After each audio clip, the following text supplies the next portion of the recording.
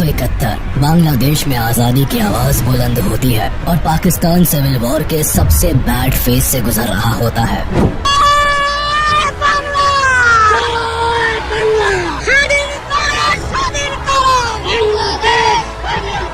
Pakistani army और Bangladeshi revolutionaries के बीच एक तरफ बड़ा घमासान जारी रहता है, वहीं दूसरी तरफ बांग्लादेश खुद को एक अलग देश घोषित कर चुका होता है। इसी बीच 3 दिसंबर 1971 को भारत के खिलाफ Pakistan operation Chengiz Khan launch कर देता है। पाकिस्तान एयरफोर्स इंडिया के कई एयरफील्ड्स पर बमबारी करना शुरू कर देती है और अब भारत भी इस जंग में शामिल हो जाता है और इसी के साथ शुरुआत होती है इंडिया पाकिस्तान वॉर ऑफ 1971 की। लेकिन भारत और पाकिस्तान के बीच ये वॉर होती ही क्यों है? पाकिस्तान के सिविल वॉर से भारत का क्या लेना देना होता है? और 1947 में पाकिस्तान का दामन थामने वाला ईस्ट पाकिस्तान आखिर क्यों आजादी की मांग पर उतर आता है? भारत का इस पूरे वॉर में क्या कंट्रीब्यूशन रहता है? कॉलोनियल टाइम से पहले इंडियन सबकॉन्टिनेंट में एक नहीं बल्कि कई किंगडम्स राज करते थे। ये सभी किंगडम्स अपने आप को एक अलग भाषा, ट्रेडिशन, कल्चर से आइडेंटिफाई करते थे और कुछ यही कहानी आज के वेस्ट बंगाल और बांग्लादेश की भी थी, जो उस टाइम में बंगाल के नाम से जाना जाता था। 13th सेंचुरी से ही इस एरिया पर ज्यादातर मुस्लिम रूलर्स का रूल चलता था, लेकिन धर्म से ज्यादा यहाँ के लोग खुद को बंगाली भाषा, कल्चर और ट्रेडिशन से इंटीग्रेटेड महसूस करते थे। अलग अलग धर्म से होने के बाद भी यहाँ कम्युनिटीज में यूनिटी एग्जिस्ट करती थी। 1757 में बंगाल में ब्रिटिश राज आने के बाद कम्युनिटीज के बीच धर्म की खाई गहरी होती जाती है, लेकिन एक चीज जो हमेशा कॉमन रहती है वो है बंगाली एथनिसिटी। 1947 में ब्रिटिश रूल के खत्म होते ही भारत को आजादी मिलती है, लेकिन ये आजादी भारत को 2 देशों में बांट देती है, भारत और पाकिस्तान। मुस्लिम मेजॉरिटी लोग पाकिस्तान को चुन लेते हैं, जबकि भारत खुद को लोकतांत्रिक देश घोषित करता है। धर्म के नाम पर हुए इस विभाजन से दोनों देशों की बाउंड्रीज तो तय हो जाती है, लेकिन एक ही कल्चर, ट्रेडिशन और लैंग्वेज को फॉलो करने वाले रीजन्स 2 अलग मुल्क का हिस्सा बन जाते हैं। जैसे आधा पंजाब पाकिस्तान को मिलता है और आधा भारत का हिस्सा बनता है। पार्टीशन की लकीरों से बंगाल भी अछूता नहीं रहता है। स्टार्टिंग फेज में पूरा बंगाल रीजन पार्टीशन को स्ट्रांगली अपोज करता है, लेकिन जब विभाजन की मांग तेज होती है तो बंगाल का वेस्टर्न रीजन भारत में शामिल हो जाता है। वही Muslim majority East Bengal Pakistan का हाथ थाम लेता है। उनकी उम्मीद होती है कि इस्लाम के फाउंडेशन पर बने पाकिस्तान में उन्हें better social and economic status और फैसिलिटीज मिलेंगी। साथ ही पाकिस्तानी गवर्नमेंट उनके फंडामेंटल राइट्स को रिकॉग्नाइज करे और उन्हें उनका पूरा हक दे। पाकिस्तान के साथ भारत में रह रहे कुछ मुस्लिम्स की भी यही उम्मीद होती है। इसलिए जब बंटवारा होता है तो दोनों ही कम्युनिटीज में मास माइग्रेशन देखने को मिलता है। हिंदू पाकिस्तान से भारत आते हैं तो मुस्लिम भारत से पाकिस्तान चले जाते हैं। वेस्ट बंगाल और बिहार से भी कई बिहारी मुस्लिम्स ईस्ट बंगाल की तरफ माइग्रेट करते हैं और हिंदू लोग भारत आ जाते हैं। ये मास माइग्रेशन अपने साथ एक बहुत बुरा दौर लेकर आता है, जिसमें दंगे फसाद से बेकसूर लोग मारे जाते हैं। लॉ एंड ऑर्डर पूरी तरह से तहस नहस हो जाता है। 14 लाख लोग अपना घर छोड़ देते हैं और लाखों फैमिलीज को अपनी डेस्टिनेशन पर पहुंचने से पहले ही मौत के घाट उतार दिया जाता है। मरने वालों की संख्या 2 लाख से 20 लाख तक बताई जाती है। इन टफेस्ट सिचुएशंस के बीच इंडिया का डिवीजन हो जाता है और एक नई कंट्री दुनिया को मिलती है, पाकिस्तान, जिसके 2 हिस्से होते हैं, वेस्ट पाकिस्तान और ईस्ट पाकिस्तान, जो एक दूसरे से 1600 किलोमीटर की दूरी पर होते हैं। पाकिस्तान की फॉर्मेशन में मेजॉरिटी भले ही मुस्लिम्स की होती है, लेकिन सभी एक अलग एथनिक ग्रुप को रिप्रेजेंट करते हैं। Majority of ethnic group Bengali Muslim की होती है, जो ईस्ट पाकिस्तान में रहते हैं, जबकि वेस्ट पाकिस्तान में पंजाबी, सिंधी, पख्तूनी और बलोची एथनिक ग्रुप की सुपीरियरिटी रहती है। ऐसे में एक बड़ी आबादी होने के बाद भी बंगाली मुस्लिम्स को साइडलाइन कर दिया जाता है। पॉलिटिक्स से लेकर ब्यूरोक्रेसी, मिलिट्री और सभी पावरफुल पोजीशंस पर वेस्ट पाकिस्तान के एथनिक ग्रुप को रिप्रेजेंटेशन मिलती है। Specifically government related important decisions and work primarily West Pakistan में कॉन्सेंट्रेटेड रहते हैं। पाकिस्तान की पॉलिटिक्स में भी भी वेस्ट पाकिस्तान का इन्फ्लुएंस रहता है। 1947 में पाकिस्तान की शुरुआत भारत की तरह एक पार्लियामेंट्री डेमोक्रेसी से होती है, जिसमें प्राइम मिनिस्टर की कमान लियाकत अली खान संभालते हैं, जबकि मोहम्मद अली जिन्ना को पहला गवर्नर जनरल बनाया जाता है। अपने पहले ही टर्म में लियाकत सरकार को ईस्ट पाकिस्तान और वेस्ट पाकिस्तान को इफेक्टिवली गवर्न करने में कई परेशानियों का सामना करना पड़ता है, जो आने वाली सरकार को भी महसूस होती है। मैक्सिमम पावर सेंट्रल गवर्नमेंट में एक ही पोजीशन पर कंसंट्रेटेड होती है, जिसकी वजह से पाकिस्तान में पॉलिटिकल इंस्टेबिलिटी भी आने वाले सालों में देखने को मिलती है और ईस्ट पाकिस्तान को रिप्रेजेंटेशन का सही मौका नहीं मिल पाता है। 21 मार्च 1948 को मोहम्मद अली जिन्ना एक नया रूल लेकर आते हैं और उर्दू को पाकिस्तान की ऑफिशियल लैंग्वेज डिक्लेयर कर देते हैं।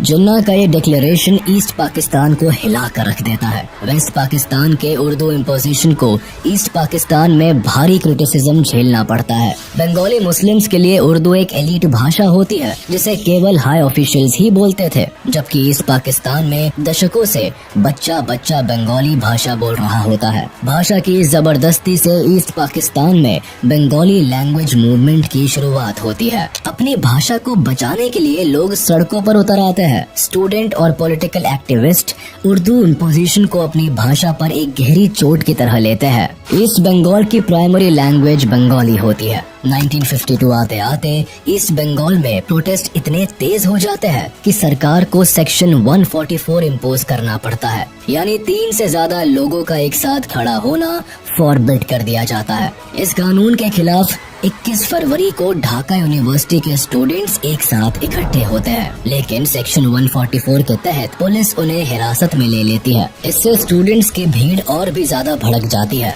और student East Bengal legislative assembly में घुसने की कोशिश करते हैं। उन्हें रोकने के लिए पुलिस प्रदर्शनकारियों पर ओपन फायर करती है, जिसमें 5 लोगों की मौत हो जाती है। आगे चलकर ये दिन बांग्लादेश के इतिहास में अमर हो जाता है और आज भी इसी दिन को बांग्लादेश अपने लैंग्वेज मार्टर्स डे के तौर पर मनाता है। सरकार और बंगालियों का ये क्लैश इस कदर बढ़ जाता है कि 1956 में सरकार को बंगाली भाषा को ऑफिशियल स्टेटस और 1956 में स्टेट लैंग्वेज का दर्जा देना पड़ता है। ईस्ट पाकिस्तान में रह रहे लोगों की मांग तो पूरी हो जाती है, लेकिन सरकार के साथ इनकी नाराजगी खत्म नहीं होती, बल्कि ये घटना आग में घी का काम करती है। पाकिस्तान की फॉर्मेशन में मेजॉरिटी भले ही मुस्लिम्स की होती है, लेकिन सभी एक अलग एथनिक ग्रुप को रिप्रेजेंट करते हैं। पाकिस्तान में कई सरकारें बनती बिगड़ती है, कई बार मिलिट्री रूल भी देखने को मिलता है, लेकिन सरकार बनाने का मौका ईस्ट पाकिस्तान के लोगों के हाथ में कभी नहीं आता। उन्हें पॉलिटिकल रिप्रेजेंटेशन से तो दूर रखा ही जाता है, साथ ही ईस्ट पाकिस्तान के डेवलपमेंट पर भी ध्यान नहीं दिया जाता। 70% से भी ज्यादा नेशनल बजट वेस्ट पाकिस्तान के डेवलपमेंट पर लगाया जाता है, जबकि पाकिस्तान की आधी पॉपुलेशन ईस्ट पाकिस्तान में सेंटर्ड होती है। यहीं से पाकिस्तान को अपना 62% रेवेन्यू भी मिलता है। फिर भी इस हिस्से की ग्रोथ रेट 2.6% होती है, जबकि वेस्ट पाकिस्तान 4.4% की ग्रोथ से बढ़ता है। एक ही देश के दोनों हिस्सों में इस हद तक इकोनॉमिक डिस्क्रिमिनेशन होने से गवर्नमेंट और बंगाली लोगों के बीच की खाई गहरी होती चली जाती है। 1966 में मामला तब ज्यादा बिगड़ जाता है जब ईस्ट पाकिस्तान की अवामी लीग पार्टी सेंट्रल गवर्नमेंट के सामने इकोनॉमिक डेवलपमेंट को लेकर 6 पॉइंट की डिमांड उठाती है। पार्टी के लीडर शेख मुजीबुर रहमान इन डिमांड्स को पेश करते हैं, जिसमें साफ कहा जाता है कि ईस्ट पाकिस्तान को एक ग्रेटर ऑटोनॉमी बना दिया जाए। इसके रिसोर्सेज को यूज करने की पावर ईस्ट पाकिस्तान की सरकार के हाथ में दी जाए, यहाँ तक कि ईस्ट पाकिस्तान की अपनी एक अलग करेंसी हो, साथ ही वहाँ एक अलग रिजर्व बैंक स्टैब्लिश किया जाए। इसके अलावा ईस्ट पाकिस्तान को फॉरेन रिजर्व रखने की पावर भी दी जाए और इनके पास अपनी एक अलग डिफेंस फोर्स हो। अवामी लीग की डिमांड सत्ता में बैठी सरकार की जड़ें हिला देती है। इन पॉइंट से जाहिर होता है कि ईस्ट पाकिस्तान को इंडिपेंडेंट कंट्री बनाने की कोशिश की जा रही है। सरकार इन सभी पॉइंट्स को रिजेक्ट कर देती है और इन डिमांड्स को देश के खिलाफ बताती है। अवामी लीग भी इस फैसले से चुप नहीं बैठती और कंटिन्यूस इस पर काम काम करती है। इसीलिए 1968 में सरकार अवामी लीग के लीडर शेख मुजीबुर रहमान और कई ऑफिशियल्स को देश के खिलाफ कॉन्स्पिरेसी रचने के इल्जाम में अरेस्ट कर लेती है। उस वक्त पाकिस्तान में जनरल अयूब खान की सरकार होती है और वो इल्जाम लगाते हैं कि अवामी लीग अगरतला में भारत सरकार के साथ मिलकर एक आजाद देश बनाने की साजिश कर रही है। लेकिन उनके ये सभी चार्जेस ईस्ट पाकिस्तान में काम नहीं करते, क्योंकि तब तक शेख मुजीबुर आवाम के बीच एक पॉपुलर लीडर बन चुके होते हैं। ये बंगाली आवाम के लिए उनकी आवाज बन चुके होते हैं। लोग अपने सुनहरे भविष्य की उम्मीद अवामी लीग से लगा कर रखते हैं। इसीलिए जब शेख मुजीबुर के अरेस्ट की खबर ईस्ट पाकिस्तान की जनता को मिलती है तो लोग सड़कों पर उतर आते हैं, जगह जगह प्रोटेस्ट होने लगते हैं। लोगों में इस कदर गुस्सा भरा होता है कि सरकार को मजबूरन घुटने टेकने पड़ते हैं। 22 फेब 1969 को शेख मुजीबुर को रिहा कर दिया जाता है, लेकिन ईस्ट पाकिस्तान में प्रोटेस्ट इस कदर बढ़ जाते हैं कि जनरल अयूब खान को रिजाइन करना पड़ता है। इसके बाद प्रेसिडेंट का पद संभालते हैं जनरल याह्या खान, जो 1970 में पाकिस्तान में पहली बार जनरल इलेक्शन कराते हैं। Elections will take place. I have left this decision to the Chief Election Commissioner. Pakistani government इस गुमान में होती है कि majority of seats West Pakistan की पॉलिटिकल पार्टीज के हाथ आएगी, लेकिन जब रिजल्ट आता है तो पाकिस्तानी सरकार की नींव हिल जाती है। अवामी लीग को जनरल इलेक्शंस में भारी मतों से जीत मिलती है। 313 में से 167 सीट्स अवामी लीग को मिलती है, लेकिन वो ये सभी सीट्स ईस्ट पाकिस्तान में हासिल करते हैं, जबकि वेस्ट पाकिस्तान में एक भी सीट पर अवामी लीग की जीत नहीं होती। कुछ यही हाल वेस्ट पाकिस्तान की पाकिस्तान पीपल पार्टी का भी होता है, जिसे वेस्ट पाकिस्तान में 86 सीट्स मिलती है और ईस्ट पाकिस्तान में 0। अवामी लीग को पाकिस्तान में सरकार बनाने का अधिकार तो मिल जाता है, लेकिन ये वेस्ट पाकिस्तान की पॉलिटिकल पार्टीज को जरा भी रास नहीं आता। इसीलिए याह्या खान और PPP leader Zulfikar Ali Bhutto military officials के साथ मिलकर नेशनल असेंबली को कैंसिल करने का प्लान बनाते हैं। 1 मार्च 1971 को प्लान के according Yahya Khan national assembly को कैंसिल कर देते हैं। ईस्ट पाकिस्तान की आवाम इस नाइंसाफी के खिलाफ आवाज उठाने से पीछे नहीं रहती। डेमोक्रेसी का ऐसा मजाक बनता देख लोग प्रोटेस्ट कर देते हैं। पहली बार ईस्ट पाकिस्तान में आजादी के नारे लगते हैं। सभी लोग साथ मिलकर एक नए देश की मांग करते हैं और बांग्लादेश नाम दुनिया के सामने आता है। अवामी लीग पार्टी भी अपनी आवाज बुलंद करती है और शेख मुजीबुर जनता के सपोर्ट में उतर आते हैं। ईस्ट पाकिस्तान में आवाम पाकिस्तानी गवर्नमेंट के किसी भी ऑर्डर को मानना बंद कर देती है। प्रोटेस्टर्स यहाँ ऑर्गेनाइज्ड होकर एक इंडिपेंडेंट आर्मी को बनाते हैं, जिसे मुक्ति बाहिनी नाम दिया जाता है। इस आर्मी का मकसद बांग्लादेश की आजादी होता है। इस सिचुएशन में पाकिस्तान गवर्नमेंट को जब ईस्ट पाकिस्तान अपने हाथ से निकलता हुआ नजर आता है तो पाकिस्तानी आर्मी के जरिए यहाँ रिवॉल्ट्स को दबाने की कोशिश होती है। मार्च 1971 को एयर फ्लाइट के जरिए वेस्ट पाकिस्तान से कई पाकिस्तानी सोल्जर्स को ढाका लाया जाता है, जो मुक्ति बाहिनी के खिलाफ ऑपरेशन चलाते हैं। मुक्ति बाहिनी से निपटने के लिए वेस्ट पाकिस्तान एक east Pakistani central peace committee बनाती है, जिसे शांति बाहिनी नाम दिया जाता है। लेकिन पीस स्टैब्लिश करने के बजाय ये कमेटी ईस्ट पाकिस्तान में लोगों पर अत्याचार करना शुरू कर देती है। लॉ एंड ऑर्डर की धज्जियां उड़ जाती है। बंगालीज वेस्ट पाकिस्तान से अपने सारे नाते तोड़ लेते हैं। पाकिस्तानी गवर्नमेंट को जब ईस्ट पाकिस्तान की आवाज दबाने का कोई रास्ता नजर नहीं आता तो सरकार एक ऐसी साजिश रचती है कि वॉर क्राइम्स की सारी हदें पार हो जाती है। ईस्ट पाकिस्तानी लीडर्स का कहना था कि वेस्ट पाकिस्तान उनके 6 पॉइंट मूवमेंट को मान ले, जिसके बाद वो सब हार्मनी के साथ रह सकते हैं। लेकिन पाकिस्तानी आर्मी को ये बात मंजूर नहीं होती। 25 मार्च 1971 को पाकिस्तानी आर्मी ईस्ट पाकिस्तान में एक खतरनाक जेनोसाइड प्लान करती है, जिसे ऑपरेशन सर्च लाइट नाम दिया जाता है। इसका मकसद बांग्लादेश की आजादी की मांग करने वाले सभी रेवोल्यूशनरीज को टारगेट करना होता है। साथ ही उन लोगों को भी मौत के घाट उतारना होता है जो अलग देश की मांग कर रहे होते हैं। कहने को तो ये पाकिस्तानी आर्मी का एक अभियान होता है, लेकिन सही मायनों में ये एक वॉर क्राइम का एक्ट साबित होता है, जिसका मकसद ईस्ट पाकिस्तान में जेनोसाइड और पब्लिक मैसेकर को अंजाम देना होता है। 25 मार्च बांग्लादेश के लोगों के लिए सबसे काली रात साबित होती है। Troops from West Pakistan, Punjabis, savagely terrorized the Bengali population of East Pakistan. Perhaps 1 million people died. हजारों पाकिस्तानी सोल्जर्स ढाका में घुसते हैं, कर्फ्यू इम्पोज किया जाता है, टेलीफोन या रेडार सब बंद कर दिए जाते हैं, सभी फॉरेन जर्नलिस्ट को पहले ही डिपोर्ट कर दिया जाता है, पूरे शहर को सील करके सबसे पहले शेख मुजीबुर को अरेस्ट किया जाता है। ऑपरेशन सर्च लाइट में पाकिस्तानी सेना ने लगभग 10 लाख से ज्यादा बांग्ला बोलने वाले ईस्टर्न पाकिस्तानियों को मौत के घाट उतार दिया। इस मैसेकर में ज्यादातर नेता, क्रांतिकारी, बंगाली, अवामी पार्टी के मेंबर्स और आम जनता को बुरी तरह से टारगेट किया गया। इस भयंकर मैसेकर के बाद लाखों लोग भागकर भारत में शरण लेने आ जाते हैं। 25 मार्च की रात शुरू हुआ ये वॉर क्राइम लगभग अगले 8 महीनों तक चला, जिसमें 30 लाख से ज्यादा लोग पाकिस्तानी आर्मी के अत्याचार से मारे गए। हजारों को यही बुरी तरह से घायल कर दिया गया। यहाँ सबसे दिल दहला देने वाली बात ये हुई कि पाकिस्तानी आर्मी ने ईस्ट पाकिस्तान में लगभग 4 लाख लड़कियों और औरतों के साथ सामूहिक बलात्कार किया और उनका रेप करके उन्हें पब्लिकली परसिक्यूट कर दिया।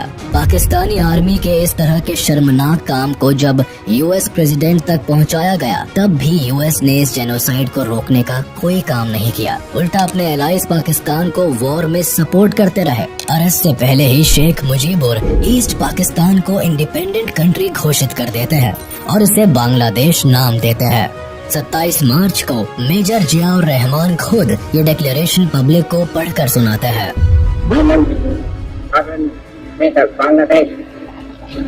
On behalf of our great national leader, the Supreme Commander of Bangladesh, Sheikh Mujibur Rahman, do hereby proclaim the independence of Bangladesh.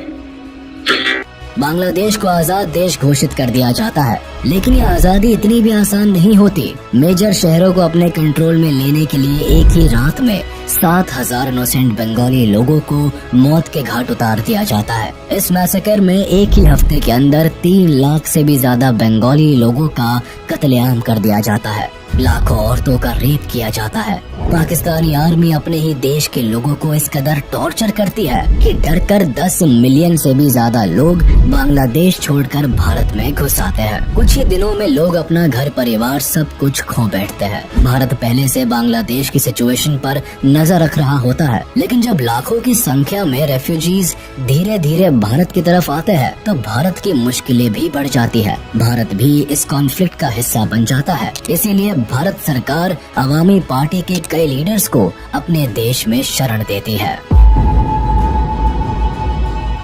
10 अप्रैल 1971 को अवामी लीडर्स कोलकाता में ही people republic of Bangladesh government को बनाते हैं। शेख मुजीबुर रहमान को बांग्लादेश का प्रेसिडेंट चुन लिया जाता है, जबकि तजुद्दीन अहमद को प्राइम मिनिस्टर बनाया जाता है। लेकिन भारत की असल समस्या 10 मिलियन रेफ्यूजीज को लेकर होती है। आखिर इतने बड़ी संख्या को सर्व करना भारत के लिए मुश्किल होता है। रेफ्यूजीज के आने जाने से भारत पर एक बड़ा इकोनॉमी बर्डन पड़ता है। साथ ही बांग्लादेश में चल रहा जेनोसाइड भी भारत सरकार के लिए कंसर्न बनता जा रहा था। इसीलिए इंदिरा गांधी फैसला लेती है कि बांग्लादेश की आजादी की इस लड़ाई में भारत भी शामिल होगा। 28 अप्रैल 1971 प्रधानमंत्री Indira Gandhi chief of army staff general Sam Manekshaw से बांग्लादेश की सिचुएशन डिस्कस करती है और उन्हें कहती है कि वो जंग की तैयारी करे। लेकिन मानेकशॉ वॉर चैलेंजेस को बताते हुए इतनी जल्दी वॉर पर जाने को अवॉइड करते हैं। वो बताते हैं कि मॉनसून के मंथ में बांग्लादेश में बाढ़ की स्थिति पैदा हो जाती है और ऐसी सिचुएशन में लड़कर जीत हासिल करना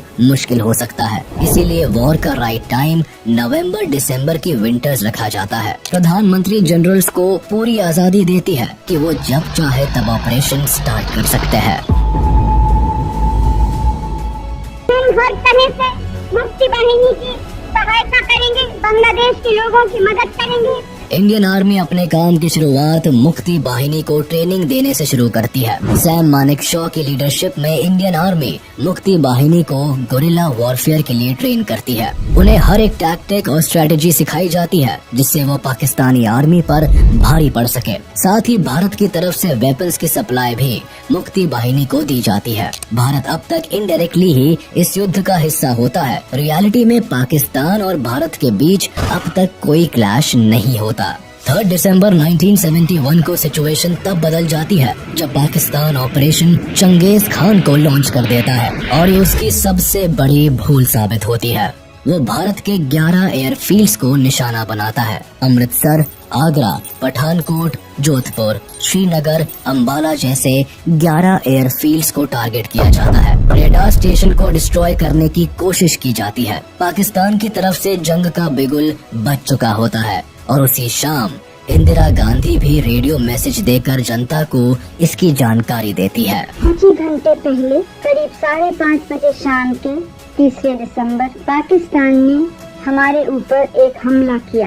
पाकिस्तानी हवाई जहाजों ने हमारे अमृतसर, पठानकोट, श्रीनगर, अवंतीपुर, उत्तरलाई, जोधपुर, अंबाला और आगरे के हवाई अड्डों पर बमबारी की। पश्चिमी पाकिस्तान की लड़ाई थी, वो लड़ाई भारत पर भी आ गई है। इस चुनौती का सामना जोरों से करना है। मुझे जरा भी संदेह नहीं है कि विजयी भारत की जनता की, भारत की बहादुर सेना की होगी। पाकिस्तान का मकसद भले ही भारत के एयरफील्ड को तबाह कर इंडियन एयरफोर्स को वॉर से बाहर रखने का होता है, लेकिन लकीली इनके निशाने सटीक नहीं बैठते और इंडियन एयरफोर्स तुरंत ही सतर्क हो जाती है और इन्हीं रनवेज से AIF अपने टारगेट संभाल लेती है और पाकिस्तानी आर्मी को मुंह तोड़ जवाब देने को तैयार हो जाती है। पाकिस्तान इंडियन एयरबेस को नुकसान पहुंचाने से भले ही चूक जाती है, लेकिन इंडियन एयरफोर्स जब एयर स्ट्राइक पर उतरती है तो पाकिस्तान के कई रनवे को तबाह करके ही दम लेती है। मुरिद, मियानवाली, सरगोधा, चांडलर, रिसलवाला वेस्ट पाकिस्तान के कुछ जरूरी एयर बेसेस होते हैं जिन्हें इंडियन एयरफोर्स बुरी तरह डैमेज कर देती है। वेस्ट पाकिस्तान के रनवेज की हालत इतनी खराब हो जाती है कि कई दिनों तक वो वॉर के लिए कुछ एयर बेसिस को यूज नहीं कर पाते। कुछ यही हाल इंडियन आर्मी ईस्ट पाकिस्तान के एयर बेसिस का भी करती है, जहां 2 दिन के अंदर ही चिट्टागोंग, जेसोर और कुर्मितोला एयर बेसिस को तबाह कर देती है। 4 दिसंबर को इंडियन नेवी भी पाकिस्तानी नेवल आर्मी को मुंह तोड़ जवाब देने से बाज नहीं आती। इंडियन नेवी को जानकारी होती है कि कराची पोर्ट पाकिस्तान नेवी का सबसे बड़ा हेडक्वार्टर होता है। ये पोर्ट पाकिस्तान के मैरीटाइम ट्रेड के लिए भी सबसे इम्पोर्टेंट है। इसे नुकसान हुआ तो पाकिस्तान की इकोनॉमी क्रैश कर सकती है। इसीलिए इंडियन नेवी कराची हार्बर को अपना टारगेट बनाती है और इस ऑपरेशन को नाम देती है ऑपरेशन ट्राइडेंट। इस ऑपरेशन की कमान संभालते हैं navy chief admiral SM Nanda, जो कि इंदिरा गांधी से परमिशन लेने के बाद 25th स्क्वाड्रन कमांडर बबरू भान यादव को अटैक की जिम्मेदारी देते हैं। इनकी कमांड में इंडियन नेवी का ग्रुप 460 किलोमीटर कराची के साउथ कोस्ट में चला जाता है और रात होने का इंतजार करते हैं, क्योंकि रात के अंधेरे में पाकिस्तानी एयरक्राफ्ट एयर बॉम्बिंग नहीं कर सकते थे। इंडियन नेवी का प्लान होता है कि वह अंधेरे का फायदा उठाकर पाकिस्तान की वॉरशिप्स को पूरी तरह तबाह कर दे। इसीलिए शाम होते होते इंडियन नेवी कराची पोर्ट के 330 किलोमीटर करीब चले जाते हैं। इनके पास INS Veer, INS Nirghat and INS Nipat जैसी मिसाइल बोट्स और 2 anti submarine corvettes INS Kiltan और INS कच्चल होती है। सभी वॉरशिप्स भारी मिसाइल से लैस होती है। रात को जब पाकिस्तानी नेवी को अंदाजा भी नहीं होता कि वह बड़े हमले का शिकार होने वाले हैं, तभी इंडियन वॉरशिप्स कराची से 130 किलोमीटर की दूरी से ही पाकिस्तानी वॉरशिप का पता लगा लेती है। सबसे पहले मिसाइल अटैक INS निर्घाट करती है और पाकिस्तान के बैटल्स क्लास डिस्ट्रॉयर PNS खाइबार के टुकड़े टुकड़े कर डालती है। उसके बाद INS वीर और INS निपत भी अपना कमाल दिखाते हैं और PNS चैलेंजर और PNS मुहाफिज को मिसाइल से बर्बाद कर पानी में डुबो देते हैं। इस ऑपरेशन में INS निपात पाकिस्तान के केमारी ऑयल स्टोरेज टैंक्स को भी निशाना बनाता है और पाकिस्तान का ऑयल स्टोरेज आग की लपटों में जल के बर्बाद हो जाता है। करीब 7 दिन तक पाकिस्तान इस आग को बुझाने में नाकामयाब रहता है और दुनिया भर के अखबारों में इंडियन नेवी की इस आग को बिगेस्ट बॉनफायर करार दिया जाता है। इसके जवाब में पाकिस्तानी नेवी इंडिया के ओखा पोर्ट को बॉम्ब करने से पीछे नहीं रहता ताकि उन्हें अपनी बर्बादी का बदला मिल सके। वो हमले से भारत के फ्यूलिंग फैसिलिटीज, एम्यूनिशन डंप और मिसाइल बोट्स जेटी को नुकसान पहुंचाना चाहता है। लेकिन पाकिस्तान के प्लान को समझते हुए इंडियन नेवी अपनी मिसाइल बोट्स को पहले ही ओखा पोर्ट से हटा देता है और यहाँ भी पाकिस्तान के हाथ केवल हार ही आती है। इंडियन नेवी का ये पहला ऑपरेशन होता है जिसमें एंटी मिसाइल्स का इस्तेमाल किया जाता है और आज के दिन इस दिवस को इंडियन नेवी डे के रूप में मनाया जाता है। इसके अलावा पाकिस्तानी नेवी को इस वॉर में सबसे ज्यादा डर INS विक्रांत का भी होता है। उन्हें ये जानकारी होती है कि INS विक्रांत जंग की तस्वीर पलट कर रख सकता है, क्योंकि INS विक्रांत शान से बे ऑफ बंगाल के रास्ते ईस्ट पाकिस्तान पर एयरफोर्स को कैरी किए हुए ऑलरेडी एक्टिव था। इसलिए पाकिस्तानी आर्मी इसे बर्बाद करने के लिए PNS गाजी को इस रूट में भेजती है। लेकिन मामला उल्टा पड़ जाता है। नेवल सबमरीन PNS गाजी कराची से बे ऑफ बंगाल की तरफ आती है, लेकिन इसके पहले वो अपने प्लान को एक्टिवेट कर पाता इंडियन नेवी के डिफेंस फोर्स को इस साजिश की खबर लग जाती है। भारत भी चौकन्ना हो जाता है। यहाँ PNS गाजी को चकमा देने के लिए विशाखापट्टनम पर INS राजपूत को एक्टिव कर दिया जाता है और ऐसा जताया जाता है कि विशाखापट्टनम पोर्ट पर INS विक्रांत खड़ा है। पाकिस्तानी नेवी को गुमराह करने के लिए INS विक्रांत के कॉल साइन का यूज किया जाता है। साथ ही INS राजपूत से भी सिग्नल्स भेजे जाते हैं। अपने मिशन को अंजाम देने के लिए PNS गाजी जैसे ही विशाखापट्टनम पोर्ट पर पहुंचता है, तभी INS राजपूत 2 डेप्थ चार्जर्स से PNS गाजी सबमरीन पर हमला करता है। PNS गाजी इस पूरे मामले को समझता और रिट्रीट करता। तब तक INS राजपूत ने हमले शुरू कर दिए और इस तरह PNS गाजी पाकिस्तान के मंसूबों के साथ ही डूब जाता है। 4 दिसंबर की रात को पाकिस्तान राजस्थान के लोंगेवाला पोस्ट से भारत पर हमला करता है। उन्हें खुफिया जानकारी होती है कि यहाँ इंडियन सोल्जर्स की संख्या कम है। बस इसी का फायदा उठाकर वह भारत में दाखिल होने और रामगढ़ जैसलमेर होते हुए दिल्ली पहुँचने की साजिश रचता है। इस साजिश के तहत पाकिस्तान 2000 जवानों के साथ 59 टैंक्स और एक मोबाइल इन्फेंट्री ब्रिगेड को लेकर लोंगेवाला पोस्ट पर हमला कर देते हैं। यहाँ उनका सामना भारतीय सेना की 23वीं बटालियन पंजाब रेजिमेंट की कंपनी से होता है, जिसकी कमान मेजर कुलदीप सिंह चंदपुरी के पास होती है। 7 दिसंबर 1971 तक लड़ी गई इस लड़ाई में पाकिस्तान के मंसूबे धरे के धरे रह जाते हैं, जब मेजर कुलदीप सिंह चंदपुरी की लीडरशिप में केवल 120 इंडियन सोल्जर्स ही पाकिस्तान के हजारों सोल्जर्स और टैंक्स को धूल चटा देते हैं। लोंगेवाला में भारतीय सैनिक एक ऊंचे रेत के टीले को अपने कब्जे में ले लेते हैं और इस ऊंचाई का फायदा उठाकर अपनी स्ट्रैटेजी बनाते हैं। कुलदीप सिंह चंदपुरी को पता होता है कि सुबह होने तक उन्हें कोई हवाई मदद नहीं मिल सकती, इसीलिए वह सुबह तक पाकिस्तानी आर्मी को उलझा कर रखने की स्ट्रैटेजी बनाते हैं। हालांकि पाकिस्तान से फायरिंग पहले स्टार्ट होती है, लेकिन आगे वह बढ़ते हुए पाकिस्तानी टैंक चारों तरफ लगे कटीले तारों को देखकर रुक जाते हैं। इन वायर्स को वो लैंड माइन्स का सिंबल समझकर एक जरूरी वक्त तारों को हटाने और अपने कंफ्यूजन को क्लियर करने में गुजार देते हैं। फिर जैसे ही पाकिस्तानी टैंक्स आगे बढ़ते हैं, वो रेगिस्तान की रेत में फंस जाते हैं। एक ऊंचे टीले पर होने की वजह से इंडियन आर्मी टैंक्स को डायरेक्ट हिट कर पाती है और पाकिस्तान अपने कई टैंक्स और व्हीकल्स गंवा देता है। जब तक पाकिस्तान भारत की चाल को समझ पाता, तब तक सुबह हो जाती है और सूरज की पहली किरण के साथ ही इंडियन एयरफोर्स का सपोर्ट सोल्जर्स को मिलता है। इंडियन एयरफोर्स के HAL HF-24 Marut fighters and hawker Hunter aircraft इस लड़ाई में पाकिस्तान के हमलों का मुंह तोड़ जवाब देते हैं और लोंगेवाला में जीत का बिगुल बजा देते हैं। इस हार से पाकिस्तान को बहुत बड़ा झटका लगता है। वह अपने कई सैनिक और आर्म्ड व्हीकल खो देता है। लोंगेवाला का ये एयर ग्राउंड ऑपरेशन भारत का बड़ा सक्सेसफुल ऑपरेशन साबित होता है, लेकिन पाकिस्तान के लिए ये एक बहुत बड़ी हार बन जाती है।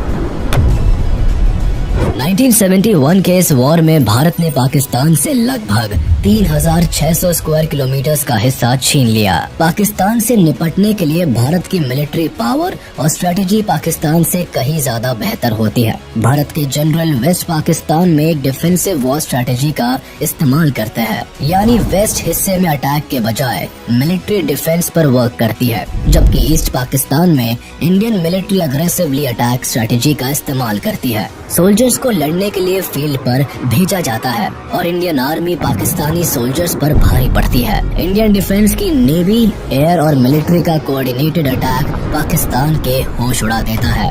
ऑपरेशन ट्राइडेंट में मिली अपार सफलता के बाद एक तरफ जहां कराची पोर्ट पर सिक्योरिटी बढ़ा दी जाती है, वहीं पाकिस्तान को समंदर में इंडियन शिप्स की एक बड़ी प्रेजेंस की खबर लग जाती है। उन्हें लगता है कि भारत फिर एक बड़े हमले की तैयारी कर रहा है, इसीलिए पाकिस्तानी वॉरशिप्स मर्चेंट शिपिंग के साथ मिलकर इंडियन नेवी को मात देने का प्लान बनाते हैं। अब इसी प्लान को फील करने के लिए इंडियन नेवी एक फॉलो अप प्लान बनाती है, जिसका कोड नेम ऑपरेशन पाइथन दिया जाता है। 8 दिसंबर को पाकिस्तान की चालों को नाकाम करने के लिए भारत की मिसाइल बोट्स INS विनाश, INS तलवार और INS त्रिशूल को कराची के साउथ में मनोरा पेनिनसुला की तरफ भेजा जाता है। इस दौरान ये मिसाइल बोट्स न केवल पाकिस्तानी पेट्रोल वेसल को टारगेट करते हैं, बल्कि 11 बजे के करीब INS विनाश अपनी 4 मिसाइल से केमारी ऑयल फार्म को टारगेट करता है।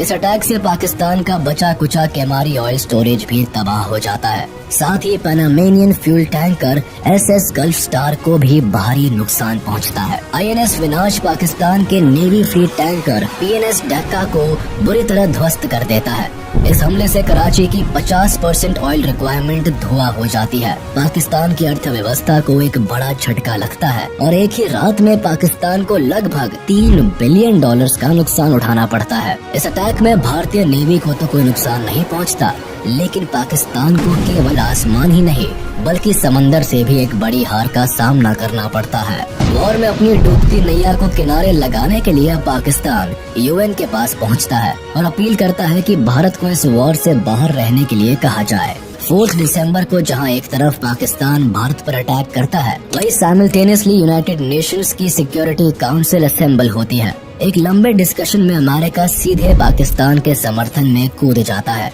US, चाइना और UK मिलकर भारत को सीज फायर करने के लिए कहते हैं और दबाव बनाया जाता है कि भारत अपनी आर्मी को बांग्लादेश से वापस बुला ले। लेकिन यहाँ भारत के समर्थन में सोवियत यूनियन आगे आता है और 2 बार इस रेजोल्यूशन को वीटो कर देता है। इसकी वजह 9 अगस्त 1971 में भारत और सोवियत यूनियन के बीच साइन हुई पीस एंड फ्रेंडशिप ट्रीटी भी होती है, जो भारत और सोवियत यूनियन के बीच दोस्ती की नींव रखती है। और इस दोस्ती को गहरा होने का मौका तब मिलता है जब बांग्लादेश लिबरेशन वॉर में सोवियत यूनियन न केवल पॉलिटिकली बल्कि मिलिट्री पावर से भी भारत की मदद करता है। इंडिया ने बांग्लादेश को एक इंडिपेंडेंट कंट्री मान लिया।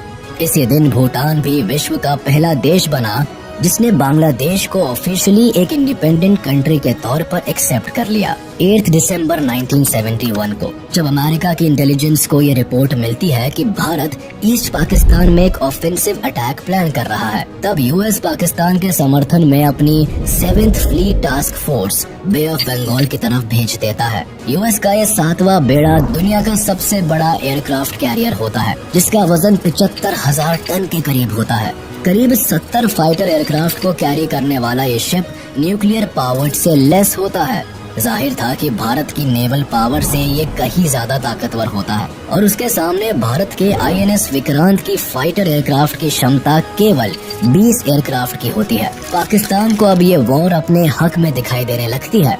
उसे लगता है कि अमेरिका के समर्थन से उसकी जीत पक्की है। वहीं भारत पर प्रेशर होता है कि अमेरिका की नेवल शिप से उलझने के बजाय पीछे हट जाए। सिचुएशन यहाँ हाथ से निकलती दिखाई देती है, क्योंकि UK भी पाकिस्तान के समर्थन में HMS ईगल को अरेबियन सी में उतारता है। इनकी साजिश भारत की नेवल शिप को एक पिंसर अटैक में फंसाने की होती है। भारत इस सिचुएशन से निकलने के लिए सोवियत को SOS भेजता है और इंडो सोवियत सिक्योरिटी ट्रीटी को एक्टिवेट करने के लिए कहता है, जिसके तहत किसी भी आउटसाइड अटैक होने पर सोवियत यूनियन भारत को प्रोटेक्ट करने के लिए बाध्य है। मैसेज मिलते ही ब्रिटिश अमेरिकन थ्रेट को काउंटर करने के लिए सोवियत जल्द ही कमांडर एडमिरल व्लादिमीर क्रुगलियाकोव के अंदर अपने 10th ऑपरेटिव बैटल ग्रुप को भारत की मदद के लिए भेजते हैं। सोवियत का ये पैसिफिक बेड़ा nuclear armed ships, atomic submarines और मिसाइल से लेस होता है और समंदर में ब्रिटिश और अमेरिकन बेड़े को काउंटर करने के लिए उन्हें अपने टारगेट रेंज में ले आते हैं। जिससे पहले UK और अमेरिका बे ऑफ बंगाल में एंटर कर पाए, उससे पहले ही रशियन शिप्स ब्रिटेन और अमेरिकन शिप्स को अपनी मौजूदगी का एहसास करा देती है। इसीलिए ब्रिटिश शिप्स मेडागास्कर की तरफ निकल जाती है, जबकि यूएस नेवी भी अपनी टास्क फोर्स को पीछे ले लेती है। सोवियत का साथ मिलते ही भारत की एयर, नेवी और लैंड मिलिट्री डिफेंस एक साथ मिलकर पाकिस्तानी आर्मी को घुटने टेकने पर मजबूर कर देती है। ईस्ट पाकिस्तान में पाकिस्तानी आर्मी की एयर सप्लाईज कट ऑफ कर दी जाती है। नेवल रूट्स को इंडियन नेवी ब्लॉक कर देती है और जमीन पर मुक्ति बाहिनी पाकिस्तान आर्मी की जान की दुश्मन बन जाती है। 12 दिसंबर आते आते इंडिया पाकिस्तान वॉर में पाकिस्तान एक बड़ी हार के सामने खड़ा होता है। इनकी सेना को बुरी तरह खदेड़ दिया जाता है। वेस्ट पाकिस्तान का लगभग 13,000 किलोमीटर वर्ग इलाका अब भारत के कंट्रोल में होता है और पाकिस्तानी सोल्जर्स के पास बचने का कोई रास्ता नहीं होता है। जुल्फिकार अली भुट्टो पाकिस्तान की जीत के लिए एक बार फिर अमेरिका का दरवाजा खटखटाते हैं और वॉर को डिस्कस करने के लिए न्यूयॉर्क जाते हैं। अमेरिका के साथ मिलकर वो सीज फायर का एक प्रपोजल भी तैयार करते हैं, लेकिन तब तक काफी देर हो चुकी होती है। पाकिस्तानी आर्मी इंडियन सोल्जर्स के सामने सरेंडर के लिए तैयार हो जाती है। इससे गुस्से में आकर जुल्फिकार अली भुट्टो यूएन की असेंबली छोड़कर चले जाते हैं और यहाँ पाकिस्तान की लाचारी भी पूरी दुनिया को साफ नजर आती है। I will not be a party to it. My country hearkens for me. Why should I waste my time here in the Security Council?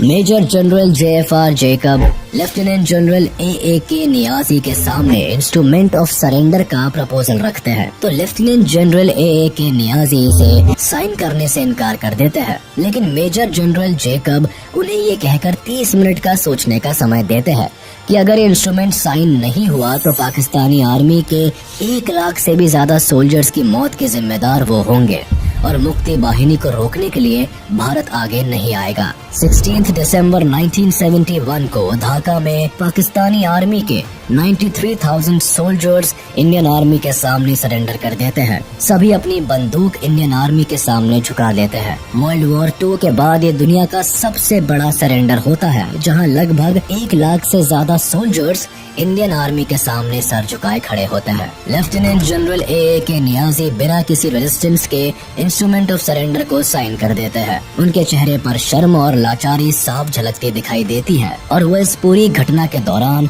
शर्म से अपना चेहरा झुका लेते हैं। पाकिस्तान की वॉर में हार के साथ ही वेस्ट पाकिस्तान में सरकार गिर जाती है। भारत की ये जीत पाकिस्तान के इतिहास में काला धब्बा बन जाती है। इस जीत से जहां भारत की डिफेंस फोर्स अपना लोहा मनवाती है, वहीं बांग्लादेश को उनकी आजादी मिलती है। इंदिरा गांधी बांग्लादेश को इस जीत की बधाई देती हैं। शेख मुजीबुर रहमान को भी रिहा कर दिया जाता है और वह आजाद बांग्लादेश के पहले प्रेसिडेंट बनते हैं। लेकिन बांग्लादेश को अपनी इस आजादी की एक बहुत बड़ी कीमत चुकानी पड़ती है। कई बच्चे, जवान और इंटेलेक्चुअल्स को आजादी की इस लड़ाई में अपना सब कुछ कुर्बान करना पड़ता है। 1972 में भारत और पाकिस्तान के बीच शिमला एग्रीमेंट साइन किया जाता है, जिसके तहत पाकिस्तान भी बांग्लादेश को एज अ कंट्री रिकॉग्नाइज कर लेता है। इसके बदले भारत पाकिस्तान की 13,000 स्क्वायर किलोमीटर की जमीन जो भारत के कब्जे में होती है, उसे पाकिस्तान को लौटा देता है और 93,000 वॉर प्रिजनर्स को भी लौटा देता है। इसी के साथ भारत जीत का एक नया इतिहास लिखता है। 1974 में UN भी बांग्लादेश को एक इंडिपेंडेंट कंट्री रिकॉग्नाइज कर लेता है। इसी के साथ हम आपसे विदा लेते हैं। उम्मीद है आपको ये वीडियो जरूर पसंद आया होगा। आप इस वीडियो को अपने दोस्तों के साथ शेयर करना बिल्कुल भी ना भूलें। साथ ही चैनल को सब्सक्राइब जरूर कर दें।